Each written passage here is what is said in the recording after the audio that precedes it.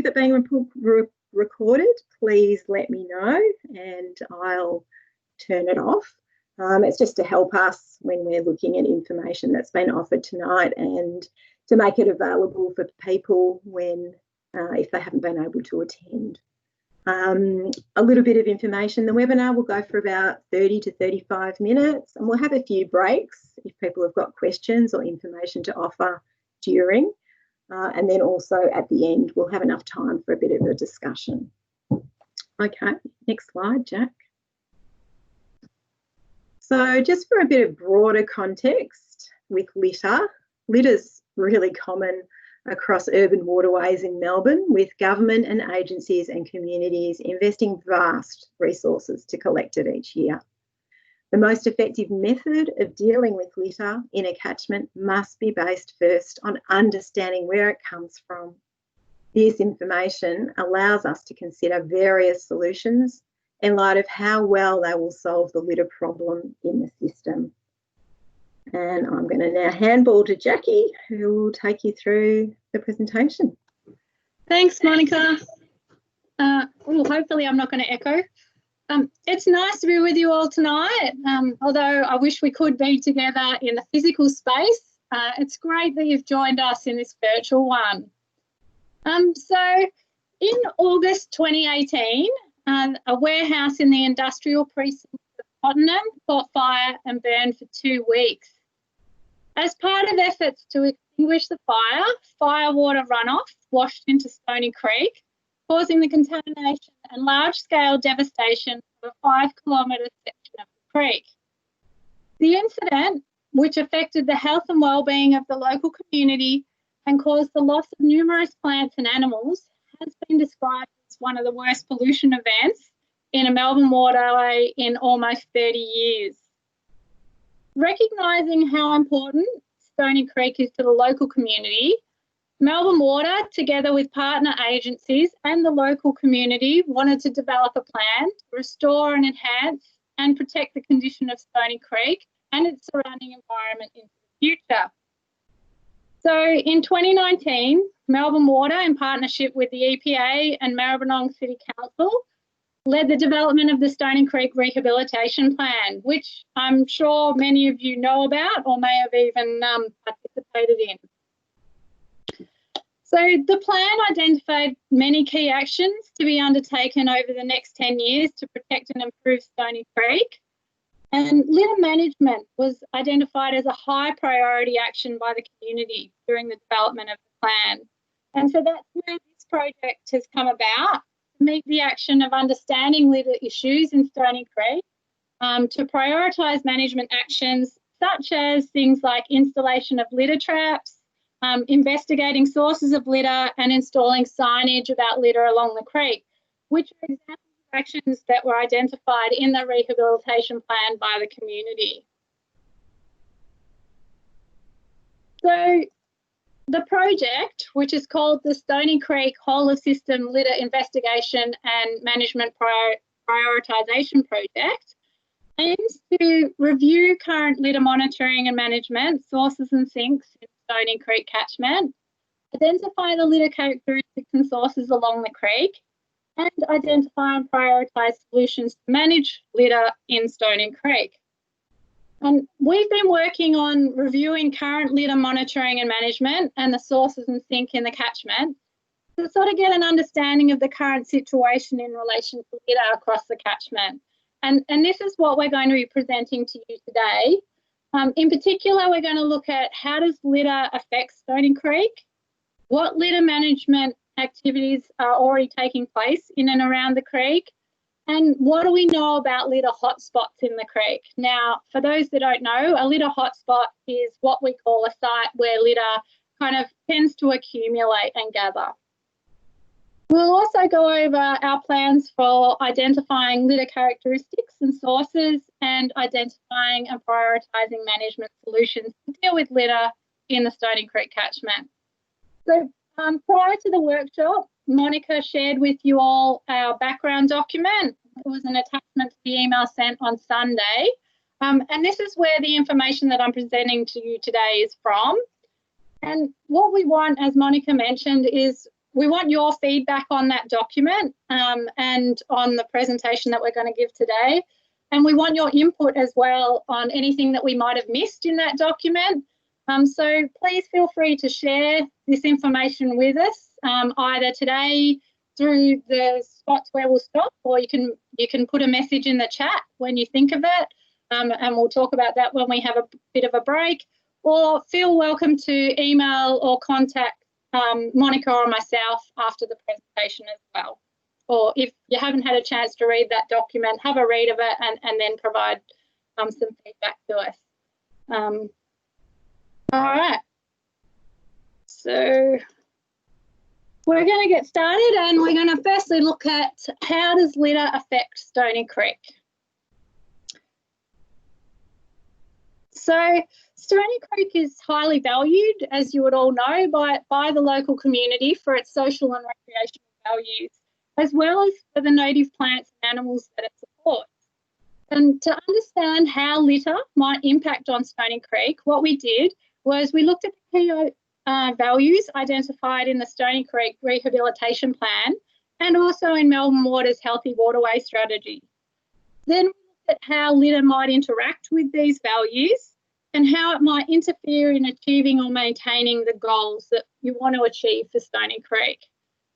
Now, several natural and social values were identified, and we'll have a brief look at these values and how they can be affected by litter now. So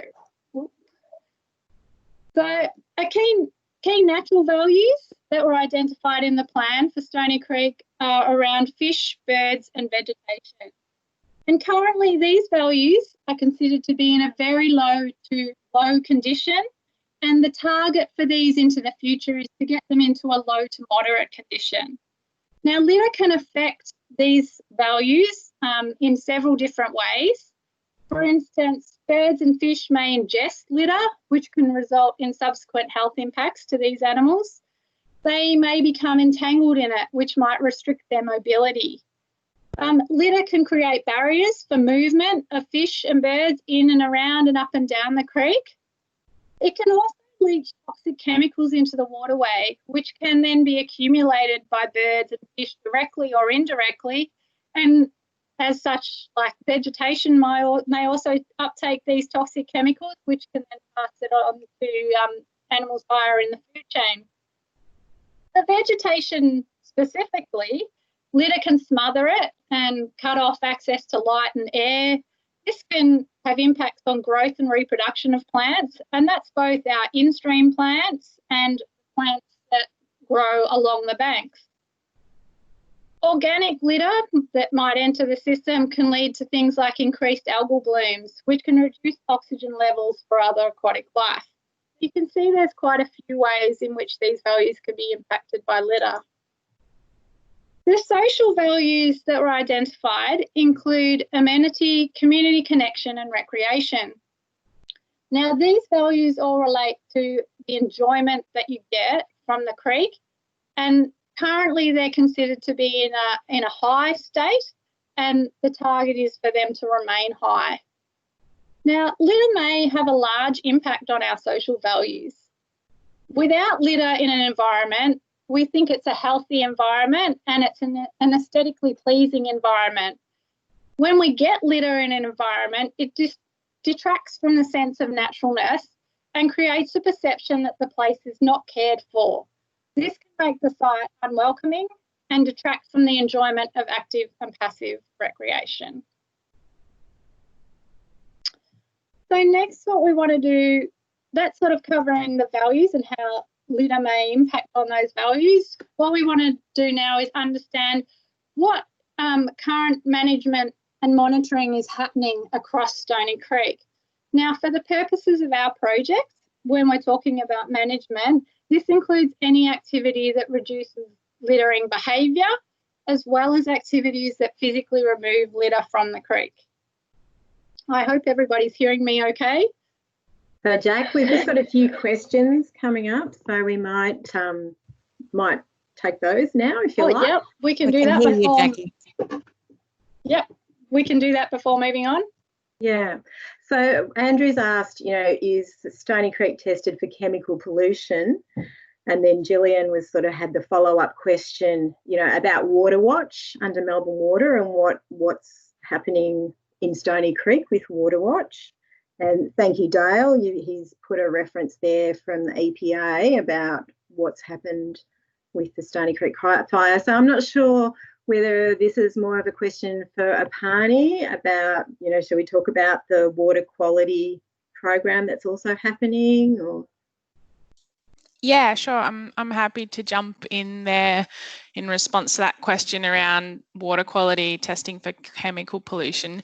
So as one of the key actions in the Stony Creek rehabilitation plan was an action around understanding the key contaminants in the water in the creek and being able to then manage these appropriately to make sure that it's an environment that supports the uses that we have here for human enjoyment of the environment, as Jackie's just been talking about, but also for the fish and the birds and the plants and animals.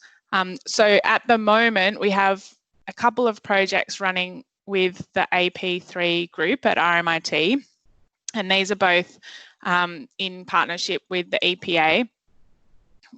This one is looking at understanding litter, and then there's a separate project which has a different team at RMIT investigating what are the key contaminants of concern in the creek and then presenting some options for management of those contaminants. So this involves both looking at what historical data we've got on Stony Creek, which comes from our Water Watch groups collections over the years. So the Friends of Stony Creek have been completing Water Watch activities in partnership with Melbourne Water for a number of years throughout Stony Creek, as well as the information that was collected by the EPA throughout the fire response and recovery period.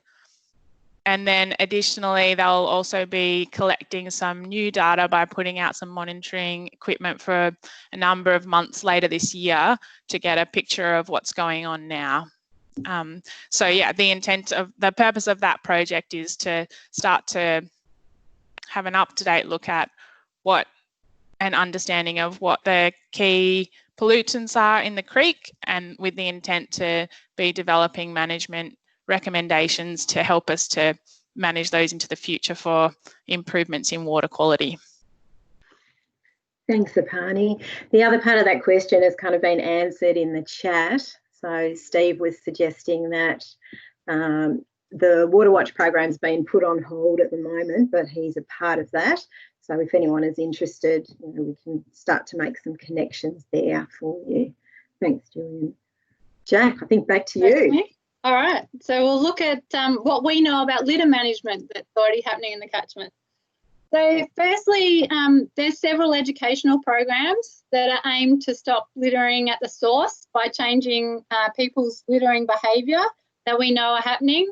And one of these is a partnership between Melbourne Water and Brimbank Council, which are funding an educational mural, which will be installed in the Central Sunshine District later this year.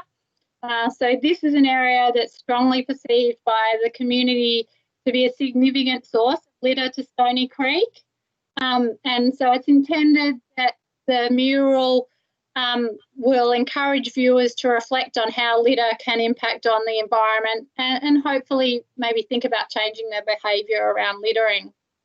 Another program that we know of is the Victorian Wetland Care Education Program. This is run by Conservation Volunteers Australia, and it focuses on educating school-aged children about wetland conservation, and this includes the impacts of litter. And in 2018, that program was expanded to include the Stony Creek backwash. Another program that we learned about is one being undertaken by Maribyrnong Council, which is working with high school students to pick up litter around Nels Paddock Urban Nature Reserve. Now, this so actually probably is more in the Maribyrnong catchment than the Stony Creek catchment. So obviously litter management includes activities that actually remove litter from the creek. And in putting together the background document, we've learned this is done by several organisations across Stony Creek. So Melbourne Water arrange litter removal in the stream channels that they manage. For some sites, this is a one-off cleanup, and that's based on receiving calls from the public about litter in an area. At other sites, there's where litter accumulates. There's regular litter removal scheduled, and two sites where this occurs are Furlong Road and at Francis Street. Another thing for Melbourne Water is since the fire, they've had some chemical booms in place at several sites along the creek, and I know these are monitored weekly, and any litter that's caught in them is recorded as well. Similarly, Maribyrnong Council, they organise litter removal from the areas that they manage across the catchment. This happens on an as-needs basis. So they have park rangers which undertake routine inspections, and they arrange cleanups when litter levels reach certain levels. They also have sites that are identified by catchment users that have contacted the council that they'll then go out and check and clean up. Areas that they commonly clean include around Cruikshank Park and the Stony Creek Reserve. We do think that Brimbank and Hobson's Bay councils would also undertake litter, similar to what Maribyrnong do, but we haven't at this stage had a chance to get someone from those two places to provide us details in what they actually do. So volunteer groups and individuals also conduct litter removal activities across the catchment, and I'm sure a few of you here are part of these groups. So Friends of Stony Creek are very active in arranging litter cleanups. We're not really clear about what activities you guys undertake or how often they might occur, and we'd love to find out some more information about that, and if you've got some data, get access to that if we could to sort of guide this project. There's also a volunteer group at Matthews Hill that have been working with Melbourne Water, and they undertake monthly litter removal in that area, although haven't been at the moment due to COVID.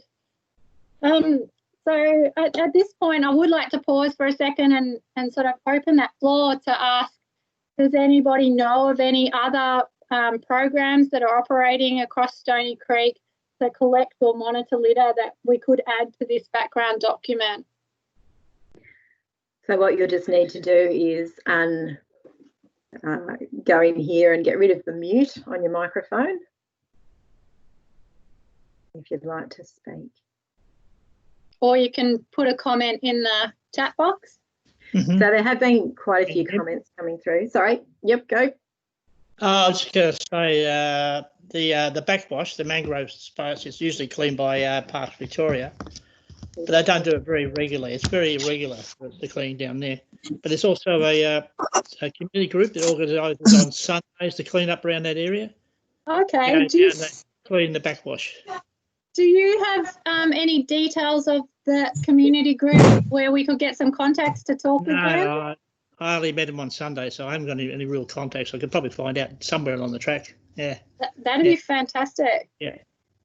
But the Friends group, we basically just do Clean Up Australia Day. So we used to clean down by the Stony Creek Reserve. But since the fire, we've been cleaning up around Sarah Grove, you know, the area upstream from Paramount Road, that area. We know Sarah Grove, yeah. That's really bad there. Yeah. And do you guys, when you clean up, do you collect any data, or do you just do a clean up? Basically just do a clean up. Yeah, but okay. It's mostly plastic rubbish, really, bottles and stuff. Yeah. Great. There's not much hard rubbish dumped anymore, and there was reports on like they call micro noodles down around the backwash area. Yes. Yeah, on the Stony Creek Reserve. So Okay. I have thoughts about that, yeah. Great. Ross, you've got your hand up. Would you like to come on and say? Yeah, thanks. Thanks everyone for putting this meeting on.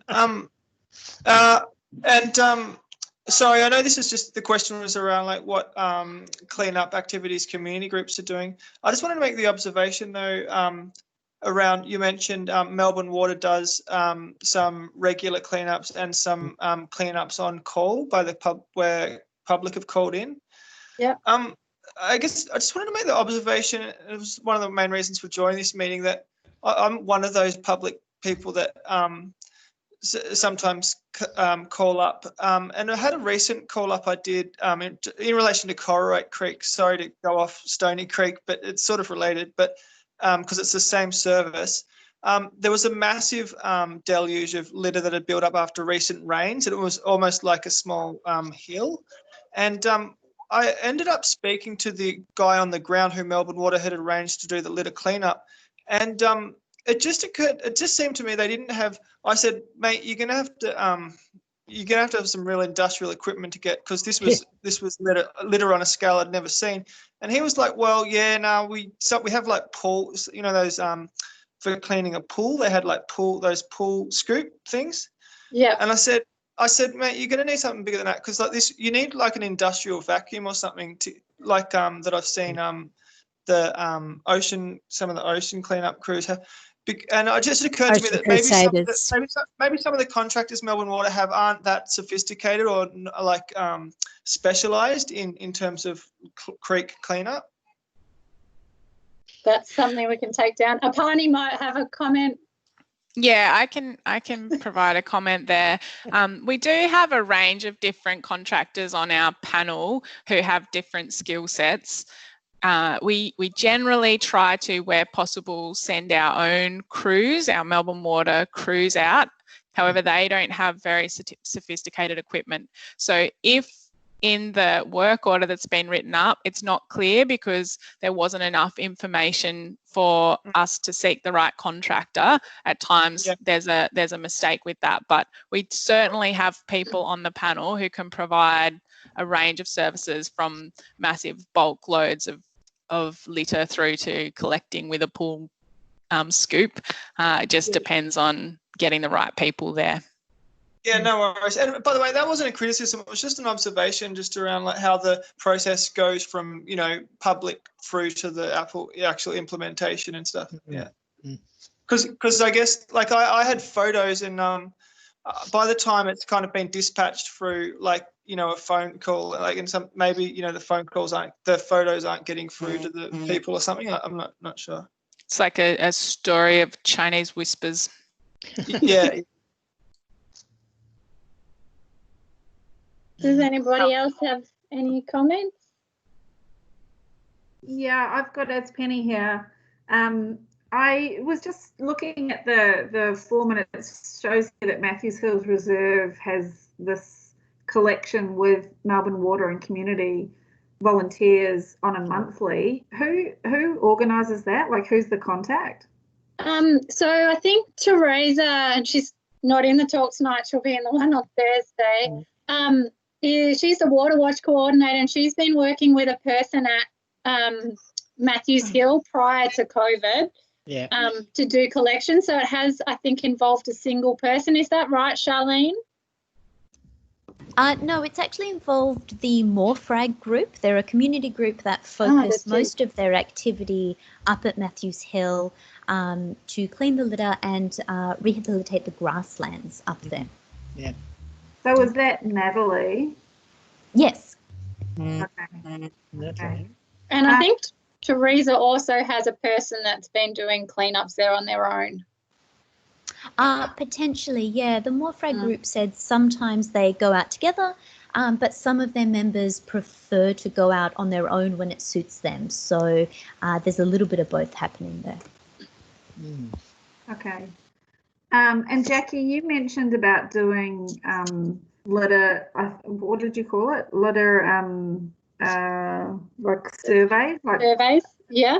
Yeah. What do you mean by that? Like, if people are collecting, and what are you saying that they need to What do you mean by it? Or when they did their collections, do they actually collect data or just collect the litter? So some groups just go and just collect the litter and remove it, which is fantastic. And then other groups actually collect the litter and then they'll take information on the litter that they've collected. So they might count the different items and categorise them and that, so that we can get a bit of information on what's turning up at different sites, and then we can work out where it might be coming from. And are there any guidelines on that? Like if we were to do some kind of data collection, is there a guideline on what are the different groups of types of litter? Yes. So I'll actually be talking a little bit further in the presentation about some planned surveys, and we'll have some standard methods that people could take away and use as well to do their own monitoring outside of this project as well if they wanted. Okay, thanks. Mon, you're muted. I think we might get back to the presentation right now. I'm just really aware of the time. And I know there's been a lot of really good discussions in the meeting chat. So, yeah, Jack, if you'd like to continue, we'll definitely come back to people's comments. Okay. So we kind of know a little bit about what's happening around litter management now across the catchment. And what we want to look at now is where's the litter coming from and where is it accumulating? So what are the hot spots? So the different types of litter that are found in waterways often are related to different types of land uses. So in particular, residential, commercial and industrial land uses are known to contribute different types of litter. Now, the litter can be contributed through deliberate littering, accidental littering, or it could be through just escape from overfilled bins at things like building sites and shopping precincts. So this litter can then travel from wherever it is in the catchment down to the creek through wind. So a lot is blown around. And then the other way it can get there is through, in storm events, it's washed to the storm water system and that directly discharged to the creek. And so we're going to have a little bit more of a look at these land uses now in a bit more detail. So this map is showing you the different land uses across Stony Creek catchment. Now what you can see is that the catchment is very heavily urbanised. So residential dwellings account for the greatest portion of land use across the catchment, and these are shown by the purple areas. So they make up 35% of the catchment land use, and we have two main clusters, one cluster up the top of the catchment and then a sort of large cluster through the middle to the bottom of the catchment. Now, when we've been talking with people, we did find out that through this sort of centre of the Maribyrnong residential area in the middle of the catchment, there's some significant building activity going on. And from previous work, we know that sort of building activities can be potential sources of quite a bit of litter.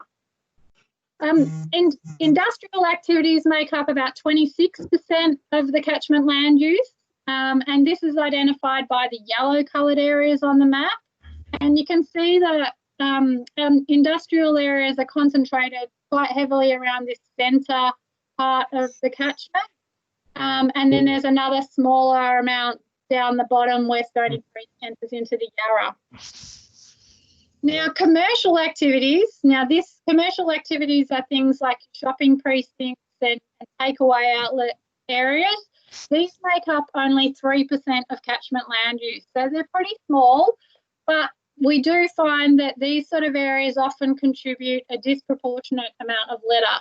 So we find that a lot of litter is dropped in commercial areas around shopping areas and fast food outlet waste is dropped, and this contributes a lot. So they can be quite high sources in the catchment. Now, while we look at land use as a potential source of litter, we also investigated where high recreational use areas may be situated in the catchment.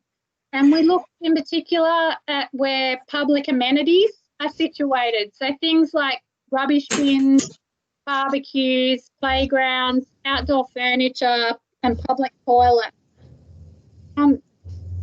And what we can see is that these areas account for, and like green space areas, account for 11% of catchment land use. And these sites where we have recreational activities occurring bring together lots of people, and these can generate litter. So this map, what we see is an indication of the types of activities that might be happening and where. So what we see is all these little dots, if you can see in the legend, represent outdoor furniture, bins, barbecues, playgrounds and public toilets. And where we see clusters of them, we'd expect to potentially see more levels of litter because there's more people, more activities going on. And across the catchment, we've sort of got 5 main cluster areas, one up around the Sunshine shopping area, and then the other 4 are down this lower section of the catchment. And 3 of them, these smaller ones, are sort of where there's some recreational reserves, parks, ovals and the golf course. So they're not directly abounding the creek, but they're areas where we could have lots of litter generated that's then carried by wind or in the stormwater network. And then this large oval here covers sort of the Cruikshank Park area, which sort of directly runs along the creek. And we have a lot of recreational activities and bins and outdoor furniture and playgrounds happening along that park. So I've kind of mentioned that a couple of times litter can be transported via runoff through the stormwater system. The stormwater system basically connects all of the catchment to the creek, right? So it can be a significant transport pathway for litter to move from further out in the catchment down into the creek. And on this map, what we see is these red lines. These are the 6 large drains, which are managed by Melbourne Water that discharge directly into Stony Creek. And then all these little purple lines, these are the council drains. And for the council drains, there's some 55 drains that actually discharge directly into the creek. So these, as I said, can be significant sources of litter to the creek. So we've looked at land use, we've looked at amenity areas, and we've looked at the drainage network as litter sources to Stony Creek. And what we wanted to do was supplement this information with some local knowledge. So we talked with as many people as we could get in contact with. So resource managers, community stakeholders, environmental researchers to identify and confirm the hotspot areas for litter accumulation along Stony Creek. And what we found was that there was 6 sort of hotspot areas based on all that information, and we're going to sort of have a quick look at those now. So the first one you can see on the screen now is the Sunshine Commercial Hub. So this area has a high density of retail outlets, contains many bins, large portions of paved services such as roads and car parks, which can all facilitate litter being transported by wind or runoff to Stony Creek. And anecdotally, there's a strong perception that this area generates a large amount of the litter that ends up in Stony Creek. And it's also the location of where the educational mural will be placed later in this year that I talked about earlier. Now, the creek then runs underground from there and emerges above ground around Matthews Hill Reserve. And this is our next sort of hotspot area. This is surrounded by residential areas upstream, you can see in the map, and industrial areas downstream. They seem to find a lot of lightweight litter like plastics around this area.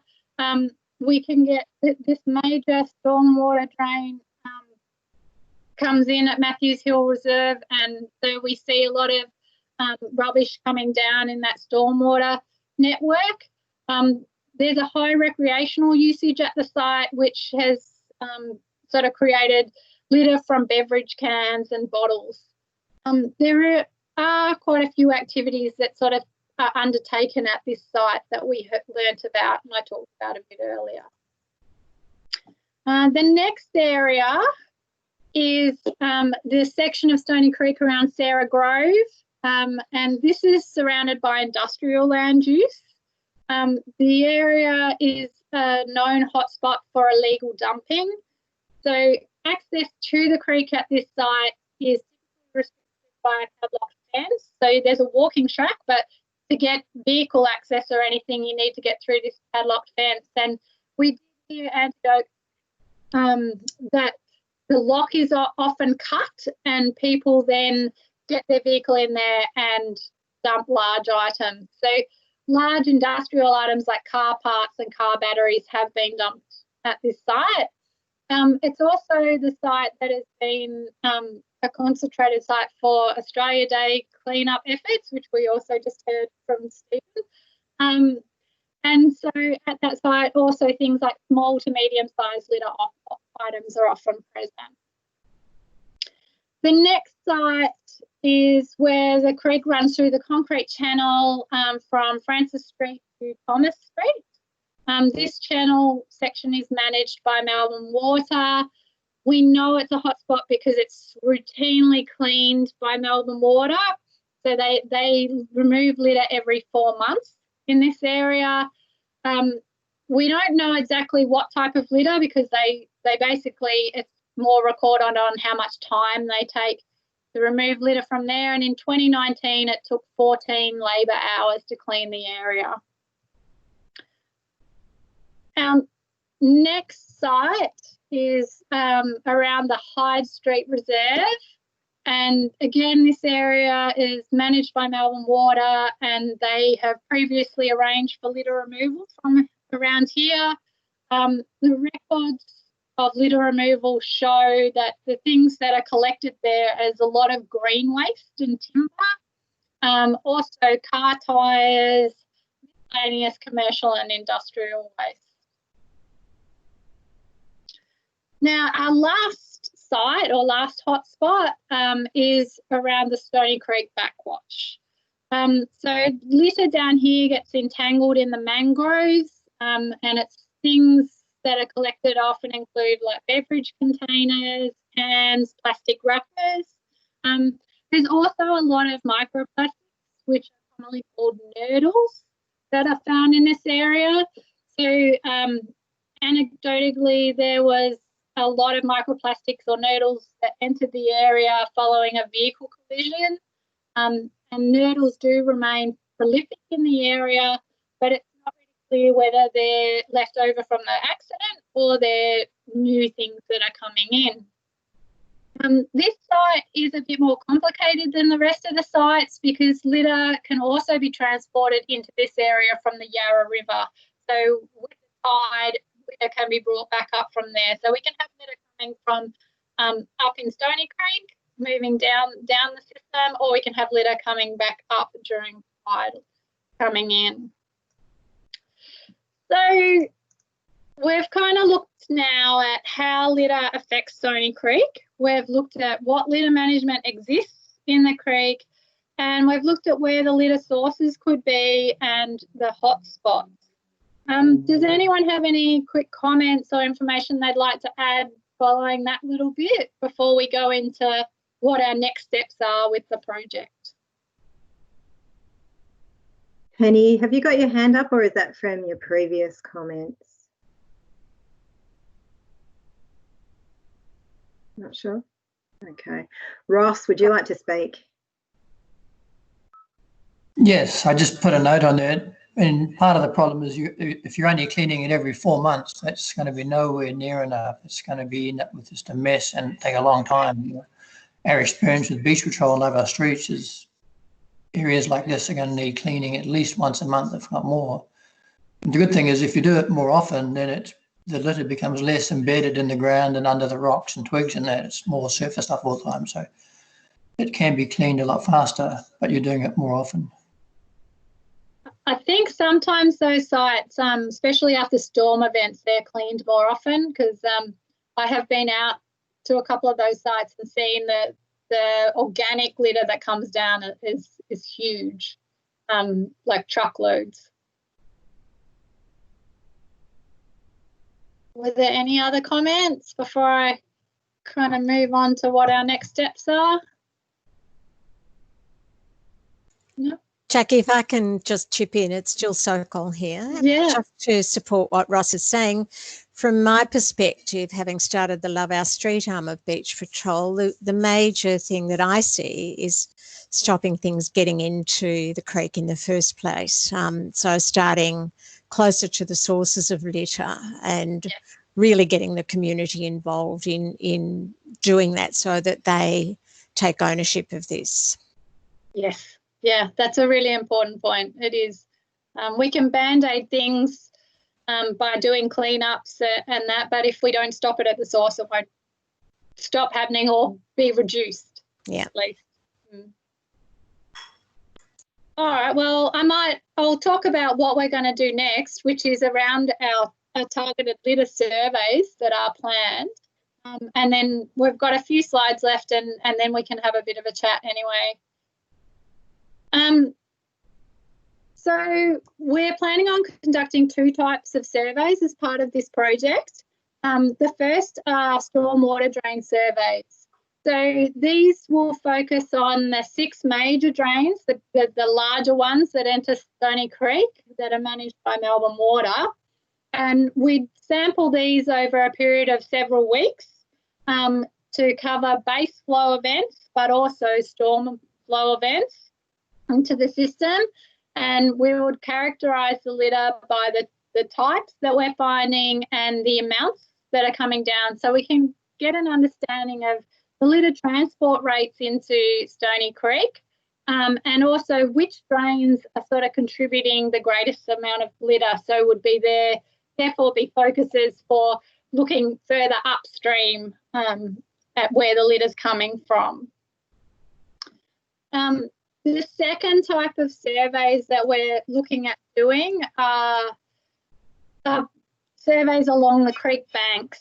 And these are the surveys that we would love to try and get community involvement in if we can. So these surveys would be conducted at 8 to 10 sites along the creek, and they'd be situated around those hot spot locations and upstream and downstream of the major inputs. There's more details of where they are in that background report.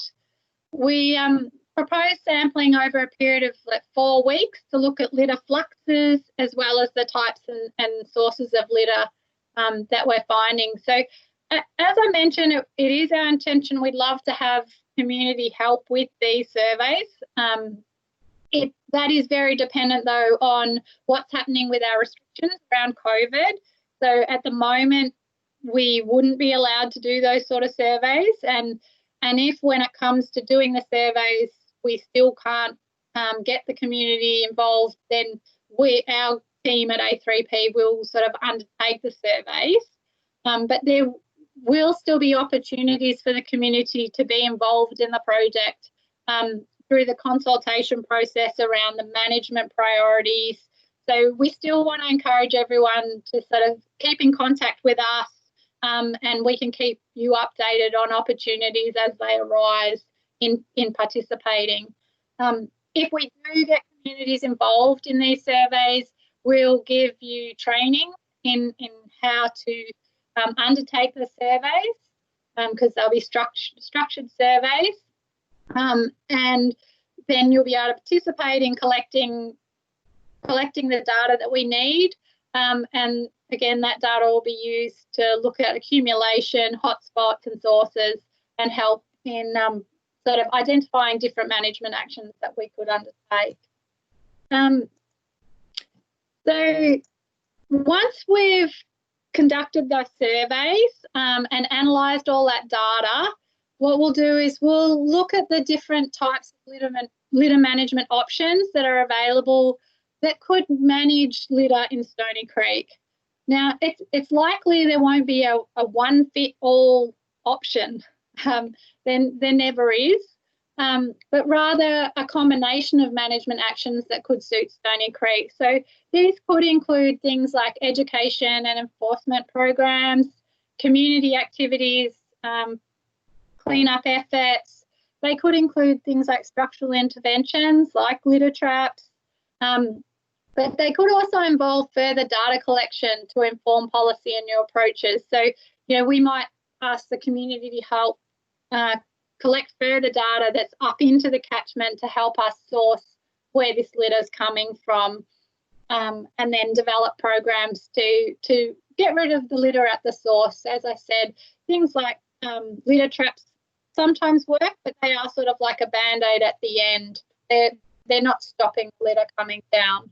Once we've got all that information collated and we've got some options available, we'll have another workshop where we'll want all of you and other stakeholders to come along. We'll present the results of the surveys and outline some management options that could suit Stony Creek.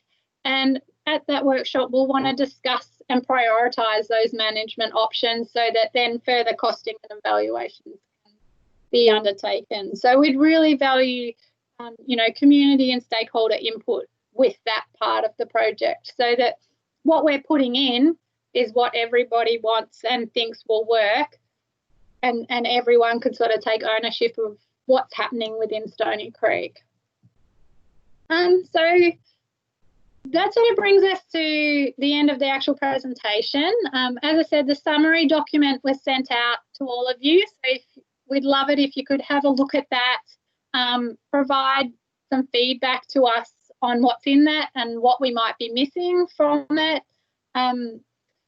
You can share, we can have a chat now, or you can share things through the chat line on here, or feel free to email or call Monica or I once you've had a read of that document or had a bit of a think about the things we've talked about tonight. But thank you for joining us and for sharing the knowledge you have already to tackle this problem.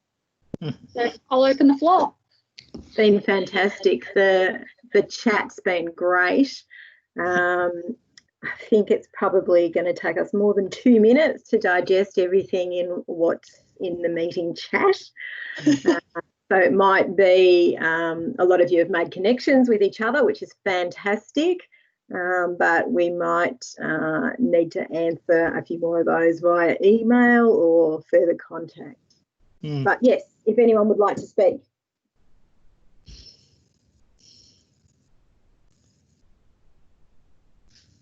Anyone there? Yeah. No? Can you hear me? Yeah, go for it. No, I just think historically there's never been any attempt to actually do any surveys down there or put any kind of mechanism in place for actually picking up the litter. There's only been one litter trap and that got washed away, so that's like 20 years ago. So how do you handle litter coming out of, say, stormwater drains in like Charlotte Street or places like that where most of it comes from? Is it education or, just make people aware, of course, but then there's still the physical stuff that does get washed down, blown out of rubbish bins, a lot of small stuff. So how do you handle that? There's various options, and education is a really important one, because if we don't stop litter at the source, it'll just keep coming down. So education is definitely a key.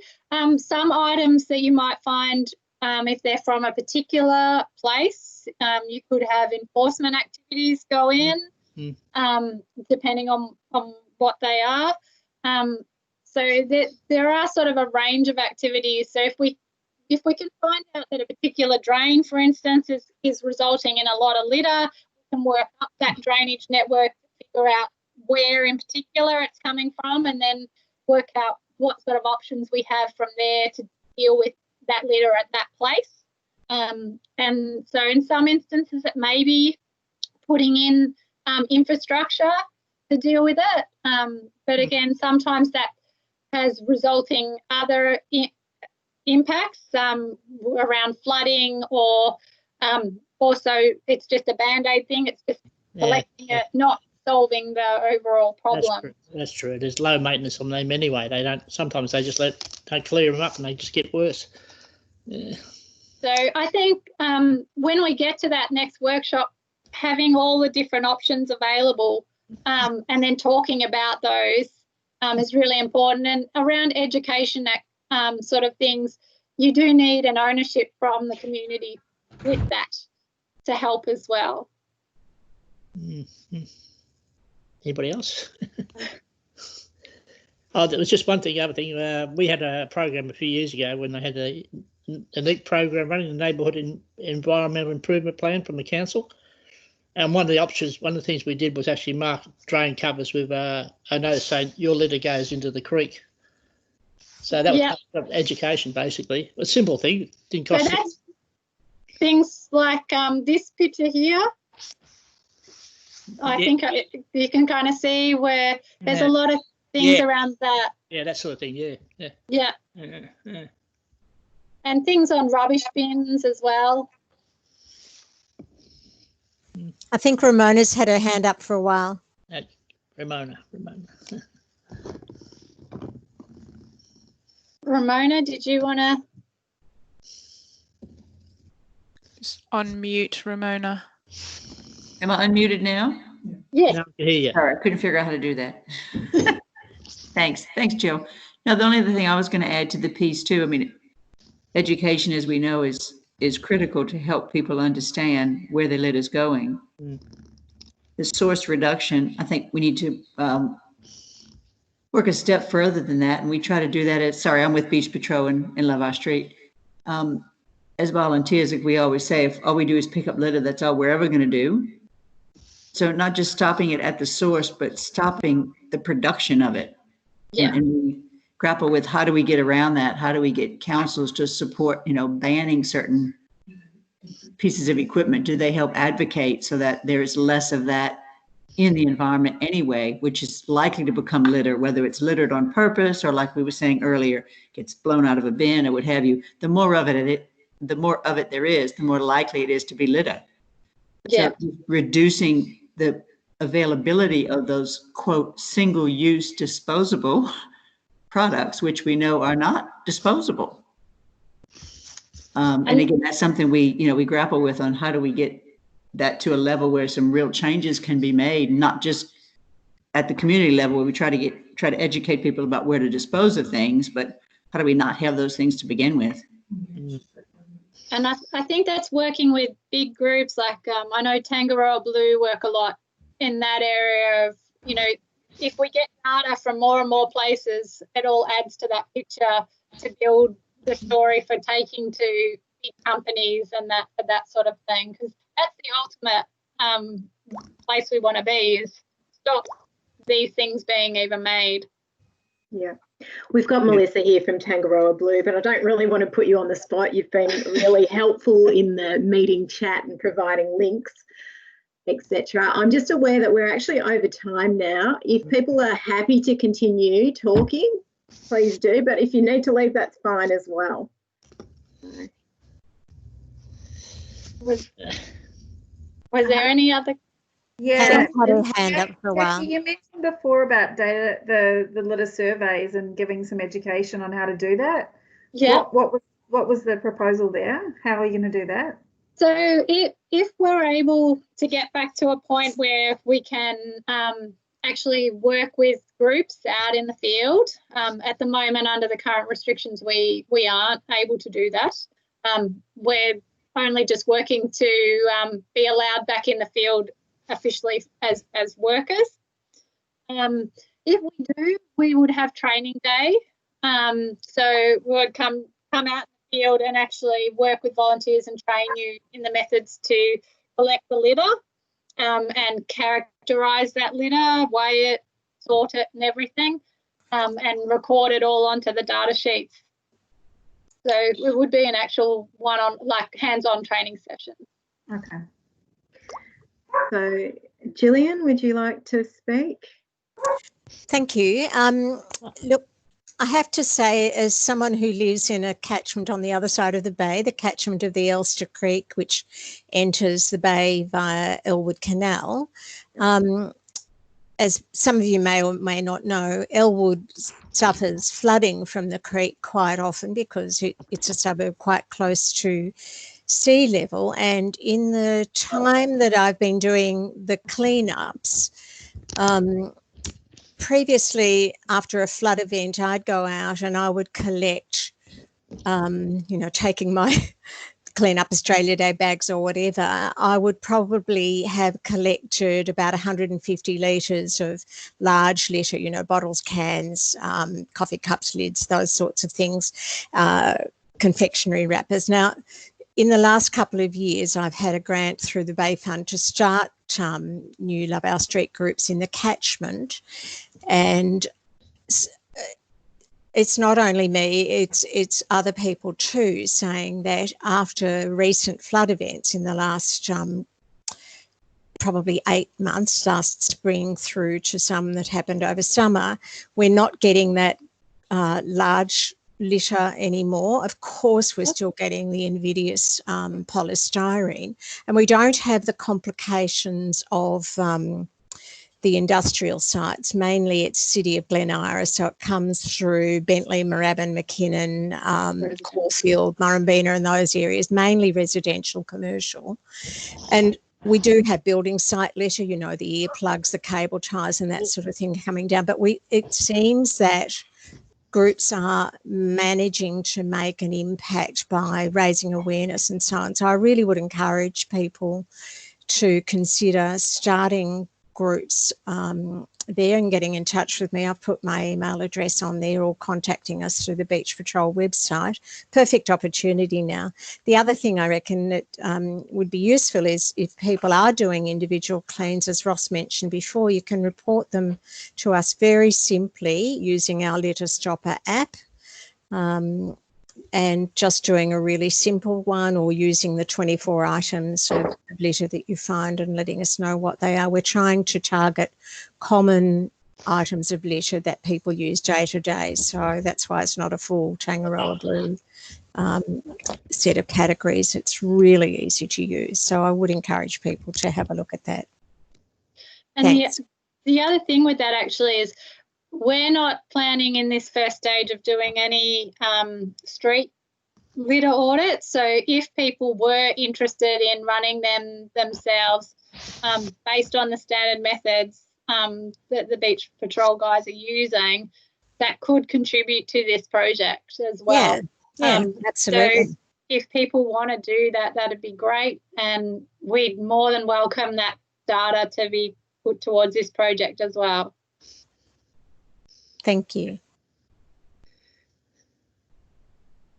Very good.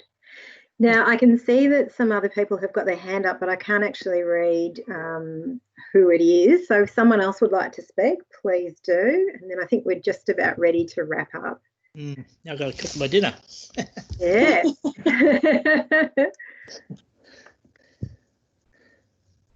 Yeah, I can't see the hands.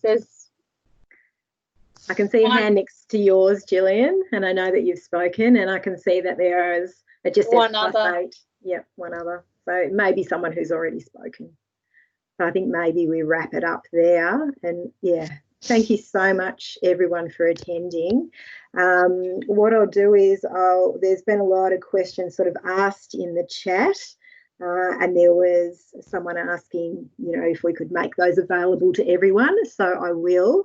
We've also recorded this, so it may be worth sending that out to everyone. And yeah, also if there is any other information that you come across that you think would be useful to us, we're more than happy to receive it. Okay. Yeah, don't hesitate to give us an email or a call. No worries. Thank you guys for running this anyway. It's great. Thank you. Really Thank you for attending.